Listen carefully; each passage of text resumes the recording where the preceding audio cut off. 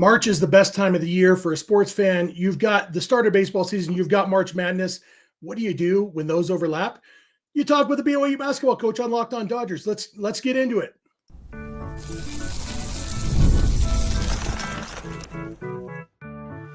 You are Locked On Dodgers, your daily Los Angeles Dodgers podcast. Part of the Locked On Podcast Network, your team every day.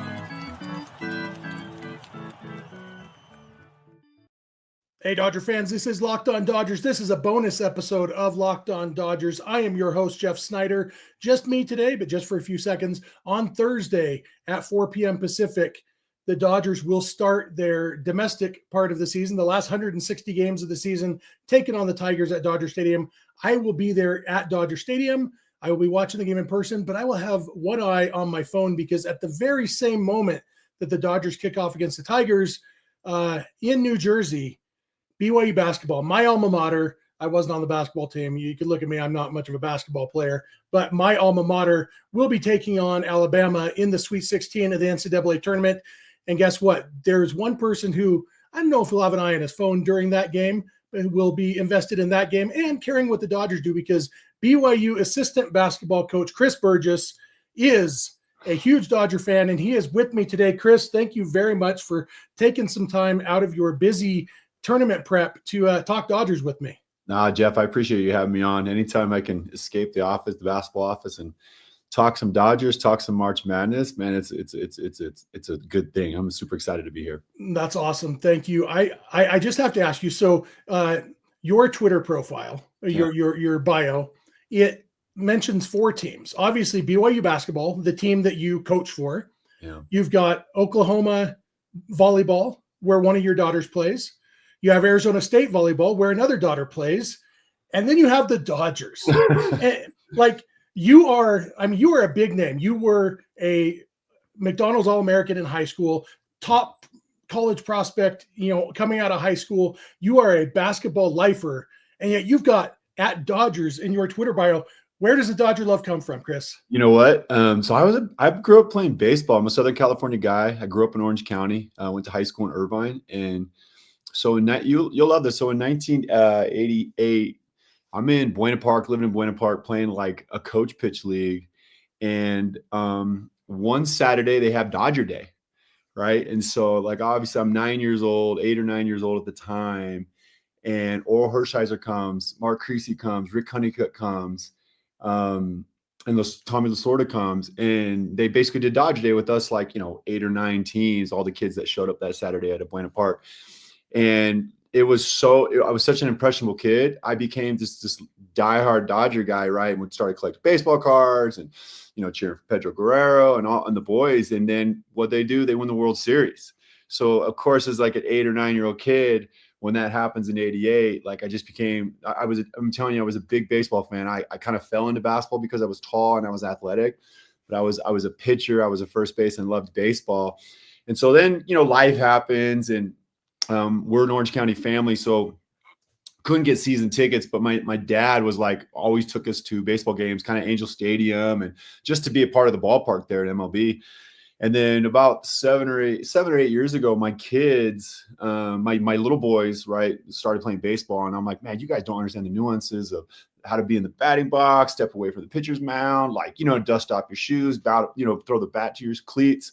So I was like, all right, we're going to watch Dodgers, and so I turned on the Dodgers, and obviously it was when Guggenheimer took over and they just started, basically putting together a roster that could compete every single year for the West and then just be anyway. So kind of fell in love with that because my kids started falling in love with it. I spent time with my boys, and then my older daughters at the time, they were kids. They started sitting down watching it, and they had favorite players. Like my son's basketball jersey number became Cody Bellinger's 35. Right. And so just over the past 8 or 9 years have fallen back in love with them.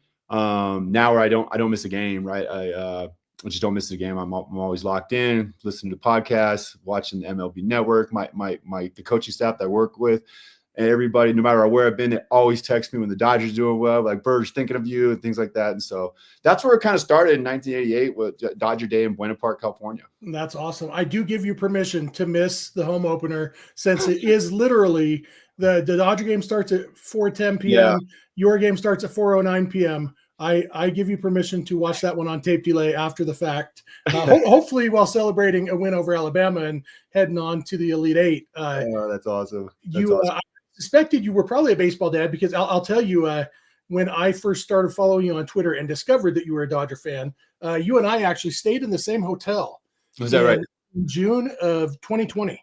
Okay. In Beaver, Utah. And remember, it was that first tournament after COVID. Yeah, and the Beaver Bash. The Beaver boy was just so excited to just be in that pool, that little podunk pool. And I'm sitting there just watching all the kids on my son's team tackling each other in the pool. And one of the other dads said, "That's Chris Burgess over there." I know that name. Where do I know that name? And then he reminded me, and and so I pulled you up on Twitter. That's what instead of introduce myself, I just Twitter stalked him. He's a Dodger fan. Yeah. Auto follow. So followed me back. But it's, when I watched you play, I am basically just a baseball guy. I love baseball, but I do think that it's fun to kill time in the off season watching other sports. And when I was in college at BYU, I got really into going to the BYU games. Yeah. But my second favorite team, because back then as a BYU fan, you kind of had to have a backup, so you had somebody to root for in the tournament or throughout the tournament. And I chose Duke. There you go. I don't know if it was the blue or because my roommate was a Carolina fan. Yeah. So, but for whatever reason, I chose Duke. So I remember watching you play Duke, and then you transferred to Utah. It's like, why would you trade in blue? But and then you traded in blue for red a couple of years ago. You were coaching at BYU, and then went back to you. Now you're back in the blue. Hopefully, we can keep you in the blue this time. But it's fun to hear. Let's talk a little bit about your daughters really quick, just because obviously an athletic family, a little bit of height on their dad's side, and both of them are now playing college volleyball. KJ and Zoe. Tell me how much fun that is to watch them. Man, it's incredible. I didn't grow up knowing much about volleyball other than kind of going to some matches here and there in high school and going to some, kind of a Friday night activity in college, go watch the women's volleyball. But my girls are tall and they got, long arms and long legs. And my wife is also an athlete. She was a collegiate soccer player at University of Utah. And so, we always thought they were going to be basketball players or they were going to be soccer players. Anyway, my oldest one kind of fell in love with volleyball simply because she was tall. Someone grabbed her. She had friends and she was like, "Oh, I'm pretty good at this." And there's no physical contact with other people, which she doesn't like. There's physical contact with the volleyball. Right. And so she kind of fell in love with it. And then her little sisters fell in line with it. And so they became, my oldest daughter won 3 of 4 state championships in high school. And then my middle daughter, Zoe, she's won 4 state championships all 4 years as a starter. And then my sophomore, little Ava, right? She's a top prospect and she's won 2 of her first 2 state titles. There's a lot of championships in volleyball. But anyway, so my oldest daughter, KJ, she just finished her junior year at Oklahoma. First time they made the NCAA tournament in about 6 or 7 years. They were a 9 seed, advanced past the first round, and actually lost in the second round to the 1 seed. And then Zoe was actually a freshman at Kansas this past season. And, they also made the NCAA tournament. And then her coach, the Kansas coach, retired after 30 something years, I think something like 25 to 30 something years. And so Zoe decided to make a change and migrate a little bit west, a little bit closer, wanted to stay in the Big 12 conference, but wanted to come out west. And she went on a visit to Phoenix and was like, "Oh yeah, I want to be here in January." So she's now at ASU. Did she know she was signing up for Phoenix in July too? Yeah, I don't think she knows. I told her, I was like, "Hey, it's going to be hot." Right. But she loves it there. And, they're a good Big 12 team. At the end of the day, I'm super proud of them. Because first of all, they found something they love, right? Not what mom and dad want them to do. They just found something they love. And they're incredible teammates.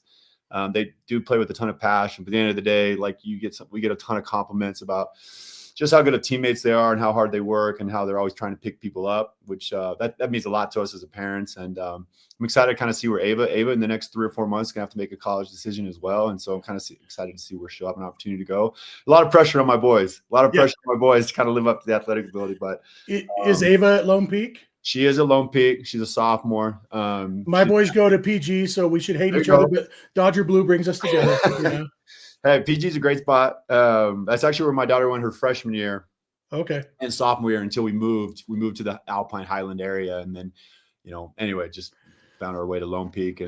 But yeah, so she's there and they love volleyball. We love watching them. I love that they know more about the sport than I do. And all I can focus on being a great teammate, playing hard, competing every possession. Because those things my wife Lisa and I know the best. But as far as the technical and volleyball things, I don't know any of those things, and they're not going to listen to me anyway if I try to tell them. So it's a fun sport to be a part of. That's awesome. I am here with BYU assistant basketball coach Chris Burgess for Locked On Utah County High School Sports. We are going to come back in a minute. We're going to talk more about BYU heading to the continuing in the tournament, what that's like, for Chris having played in the NCAA tournament, now coaching there. So thank you for making us your first listen, and please keep it Locked On Dodgers.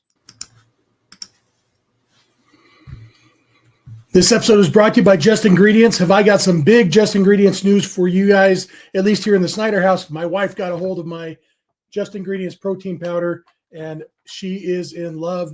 She said it's the best tasting protein drink she's had. She is loving it, which means my bag isn't going to last me as long as I thought. But I'm going to tell you all about Just Ingredients. When it comes to fueling your body, quality matters. That's why Just Ingredients is changing the game with clean, high-quality products designed to support better health and peak performance.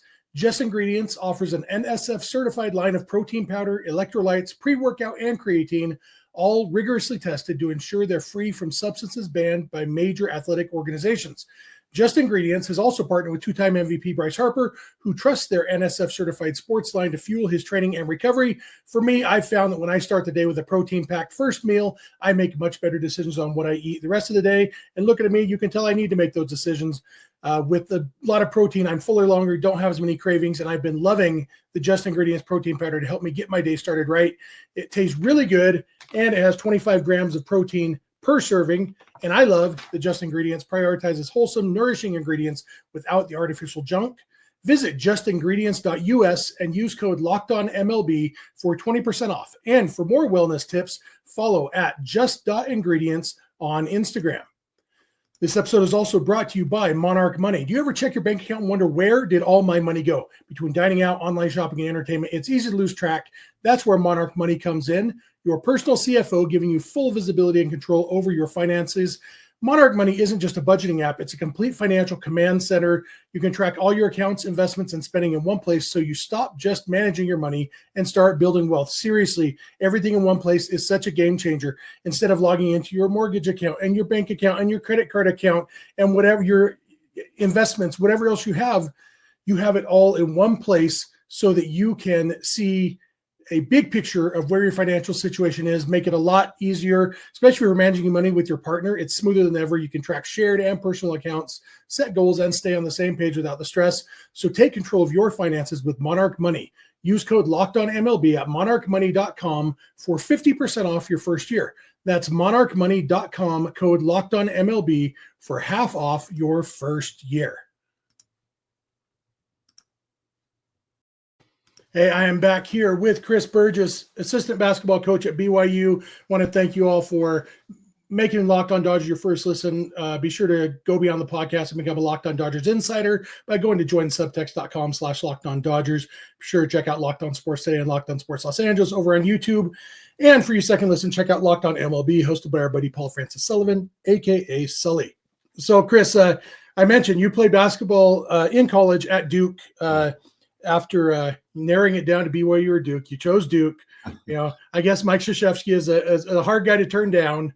And you ended up playing your 2 years at Duke. You made the NCAA tournament both years, made it to the Elite Eight your first year, and then to the championship game, lost by 3 points in the championship game in your second year to UConn.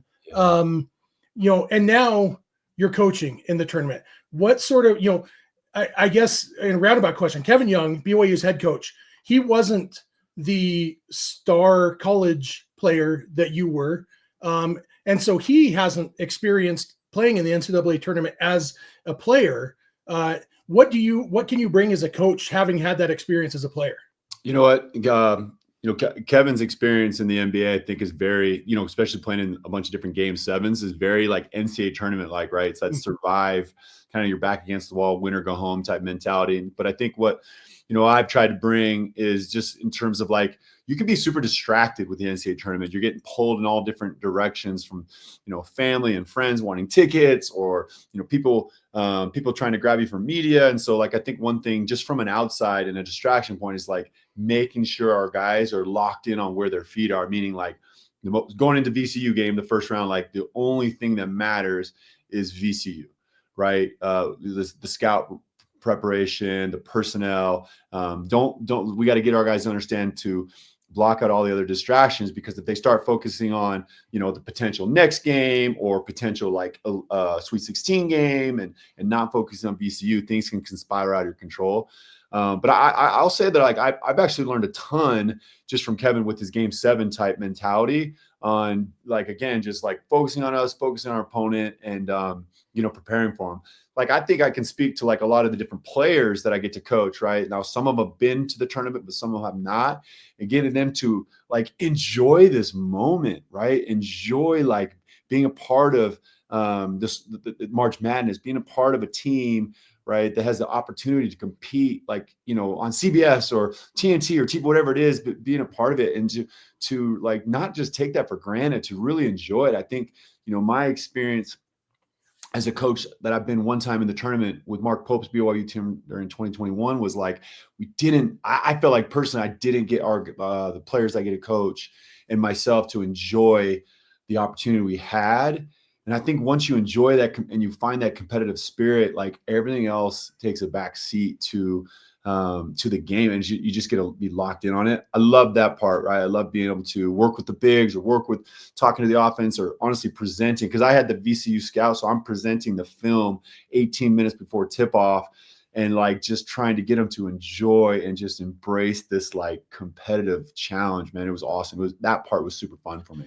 That's awesome. Do you find, as the dad of college athletes, that you kind of have that fatherly feeling when you're working with these guys who are, about the age of some of your kids? Absolutely. I think that like this generation, like my kids, right, are the same age as the players I get to coach. And they're just different than even 10 years ago kids that I've been a part of, or like 15 years ago teammates that I was a part of when I was playing overseas. And obviously 20 something years ago, they're just different generation than what I was as a player, right? They react different. They respond differently, right? They go through things different. They got so many things. Like, I didn't have social media back in the day, right? So I didn't have as many distractions. And so I find communicating with my kids and seeing how the things they'll talk about their coach staff, or the things they'll talk about their locker room. And I learned so much from my older girls, especially on how this generation, how they tick, right? How they tick and what makes them talk, right? I think that's super important.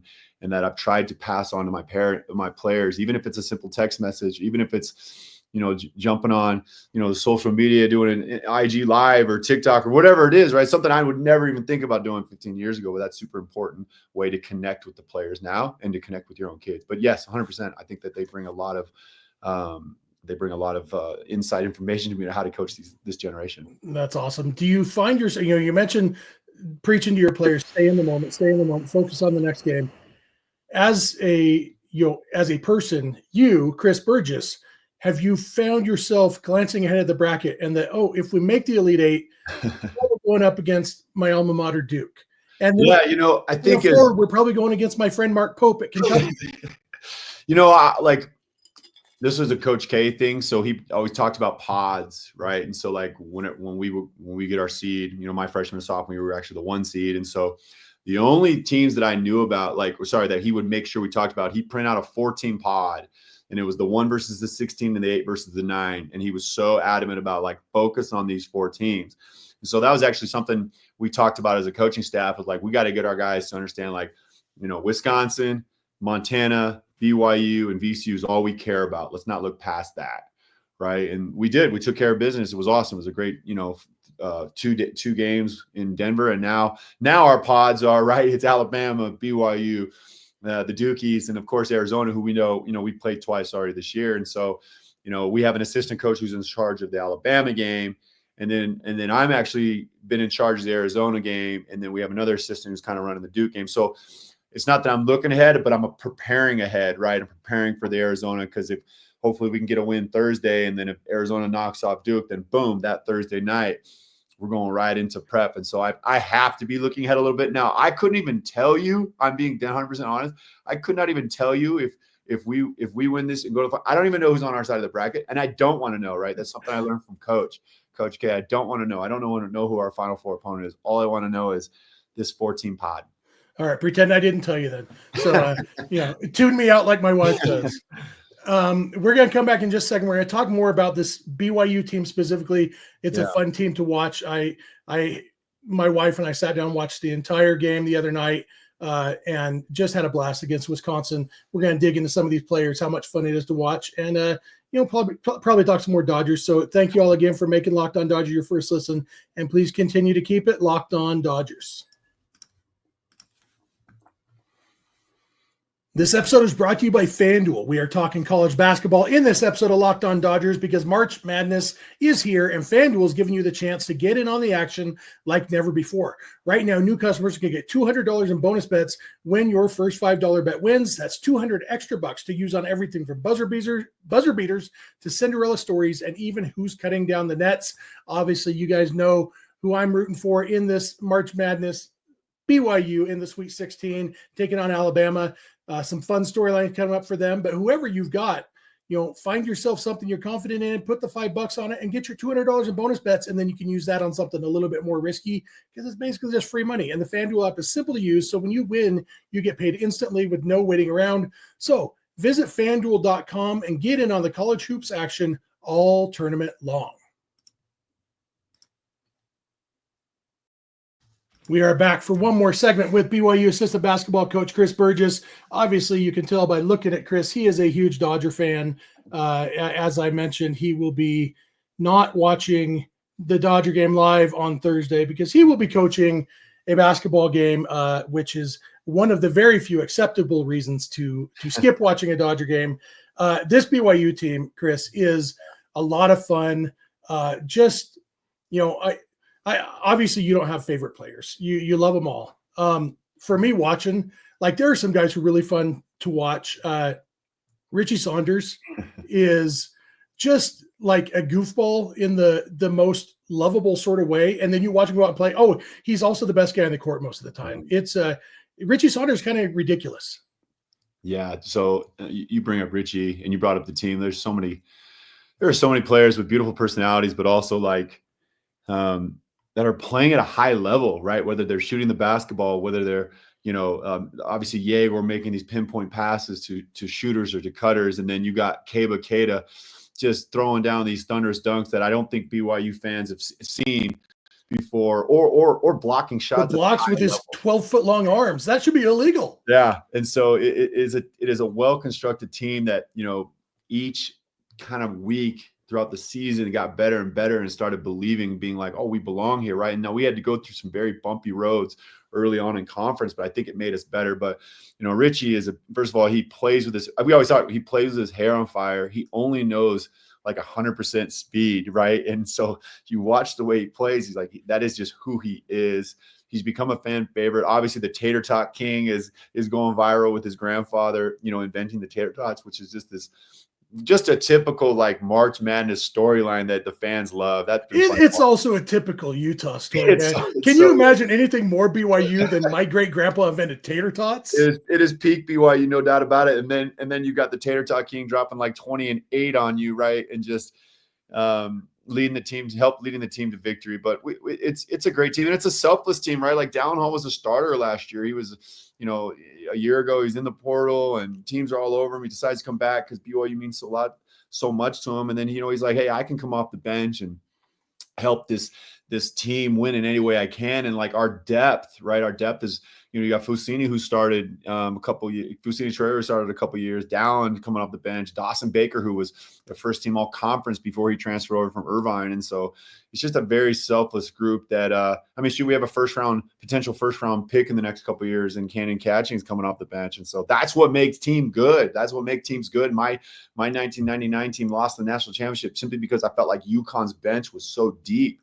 Right. And so that's what great teams do. And, you have depth, you have selfless guys, you understand sacrifice for the greater good of the team. And that's what this team is doing. And it helps that, everybody's kind of taken on this, being a star in their role. And look, Coach Young what Coach Young is doing, the preparation wise, getting these guys motivated to play and dialing in on how to attack, how to guard, with the offense coordinators and defensive coordinators and then after timeouts, I think our after timeouts play package has just been outstanding in the execution by our guys. It's a fun team, and we're going against, Alabama here on, Alabama, which is a 2 seed, and they're just as good as anybody in the country on any given night. So we're going to be tested against the best of the best. And that's what you want. That's what the Sweet 16 is about. So we're super excited. Absolutely. Yeah. You mentioned the bench and the depth, and like the other night against Wisconsin, Boscovich comes in the game and they're mentioning he didn't even get in the game against VCU. And then his first play, he drains a 3. It's like, right, this guy couldn't even get in the game and he's draining 3s in the round of 32.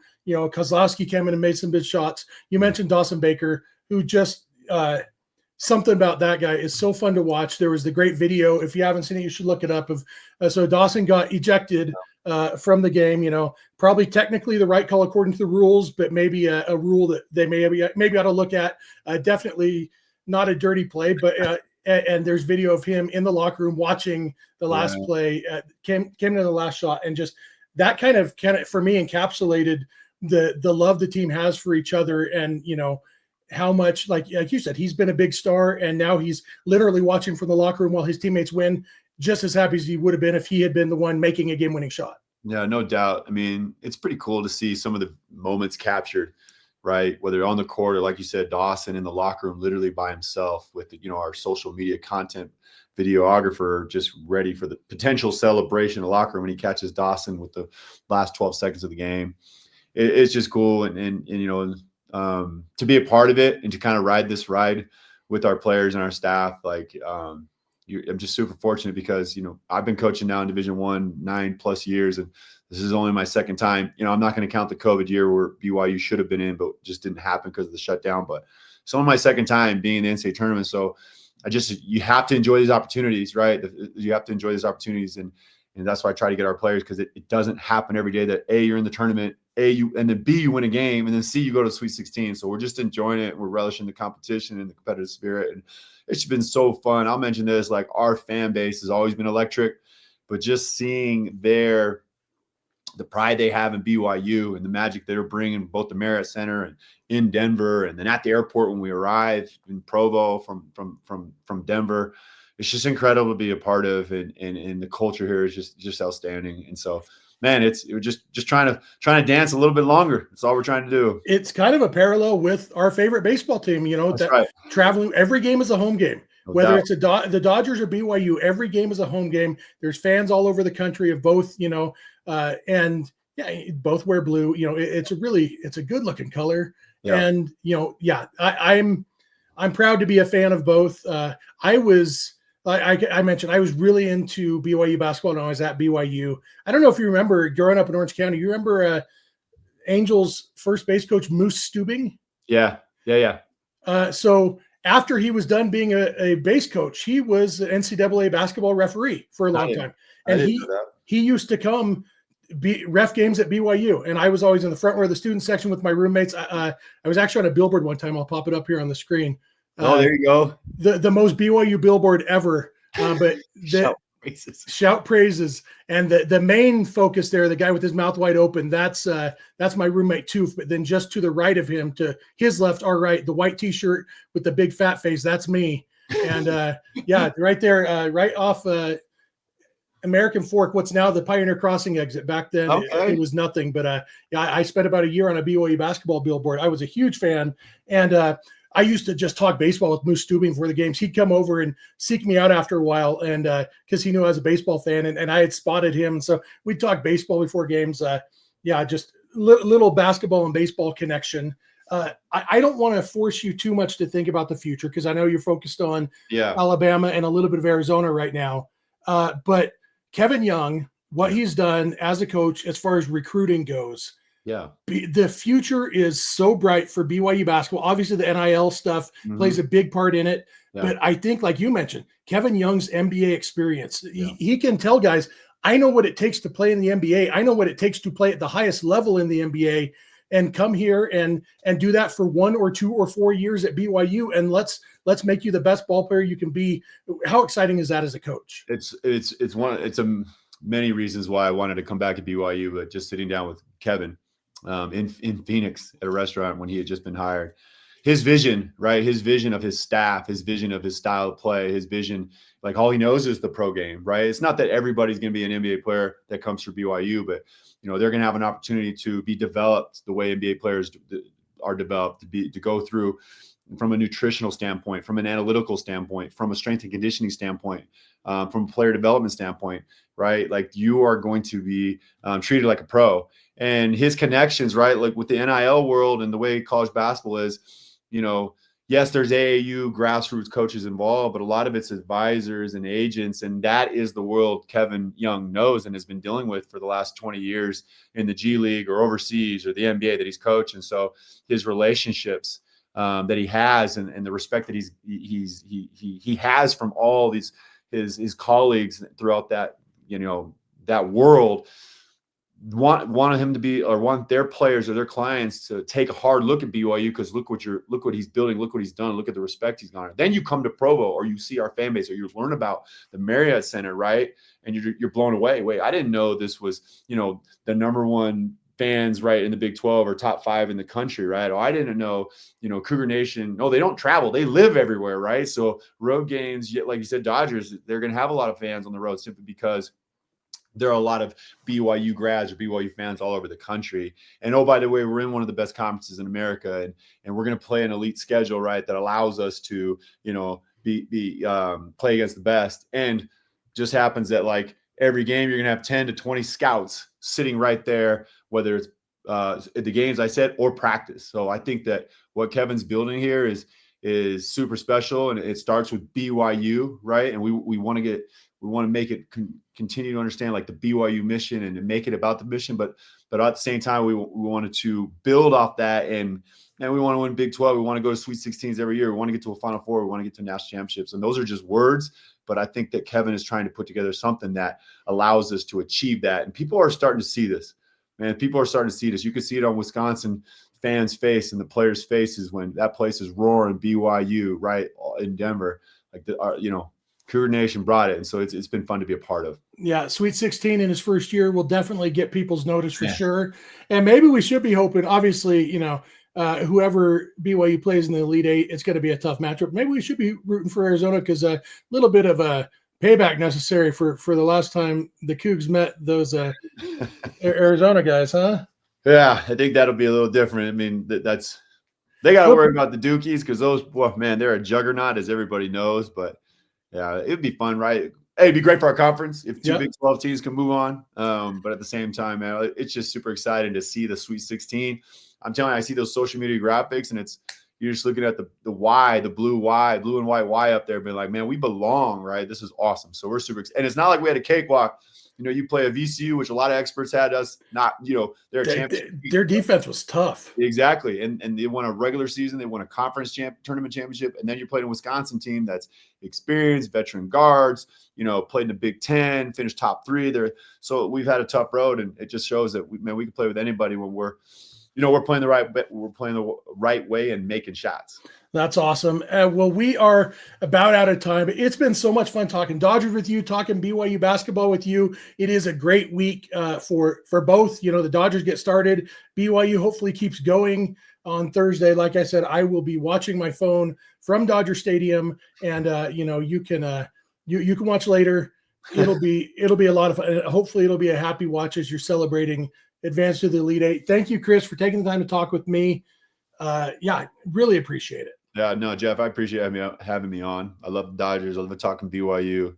I'm excited for Dodgers in the MLB season to get started, but it's going to have to just wait a little bit for this NCAA tournament, because we're going to keep dancing as much as we can. And once that happens, the family and I will pack it up, and we'll head over to Chavez Ravine, and we'll check out a game. Well, let's grab lunch once you're back in Utah County for good, and we'll chit chat. Thank you all for joining us, for catching this special bonus episode of Locked On Dodgers. We appreciate it. Thanks to Chris Burgess for being here with me. Remember to, I'm not going to tell the whole spiel, because you'll get that on the regular episode. This is a bonus episode. I don't have to say the big long spiel.